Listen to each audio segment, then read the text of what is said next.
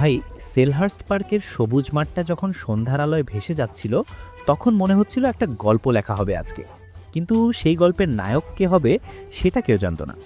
Crystal প্যালেসের ভক্তরা হয়তো ভাবছিল এইবার কিছু একটা হবে, এইবার তাদের দল জেগে উঠবে। কিন্তু না ভাই, চেলসি এসেছিল যেন শিকারী বাঘের মতো, চুপচাপ ধীরে ধীরে, তারপর একটা লাফ দিয়ে সব শেষ। ম্যাচের শুরুতে প্যালেস কিন্তু সুযোগ পাইছিল। ৮ মিনিটে মাতেতা একদম গোলকিপারের সামনে, কিন্তু সানচেজ পা বাড়ায়া সেভ করে দিল।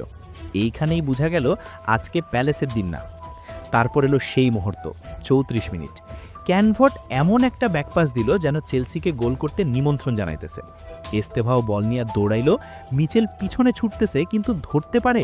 এই ছেলে বাতাসের সাথে পাল্লা দেয়, বাম পায়ে এমন শট মারল রকেটের মতো জালে। ১-০। দ্বিতীয় হাফে মাত্র ৪.৫ মিনিট।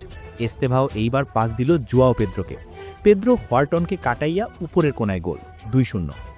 ১৮ বছরের এস্তেভাও এক ম্যাচে গোল আর অ্যাসিস্ট দুইটাই। চেলসির ইতিহাসে ৩২ বছর পর কোনো ছেলে এত কম বয়সে এটা করল। এরপর ক্যানভটের হাতে বল লাগলো, পেনাল্টি। ফার্নান্ডেজ শান্ত মাথায় গোল। ৩-০। তারপর হোয়ার্টন দ্বিতীয় হলুদ খাইয়া বিদায়। প্যালেস ১০ রানে। একই ম্যাচে পেনাল্টি, রেড কার্ড, ৩ গোলের বেশি খাওয়া প্রিমিয়ার লিগে প্যালেসের ইতিহাসে প্রথম। রিচার্ডসের শেষ মুহূর্তের হেডার শুধু সান্ত্বনা। প্যালেস এখন ১১ ম্যাচ জিততে পারতেছে না। চেলসি কোল পামার ছাড়াই জিতল, এস্তেভাও দেখাইল ভবিষ্যৎ তার হাতে। তোমরা কি মনে করো, এস্তেভাও কি চেলসির নতুন তারকা? কমেন্টে জানাও।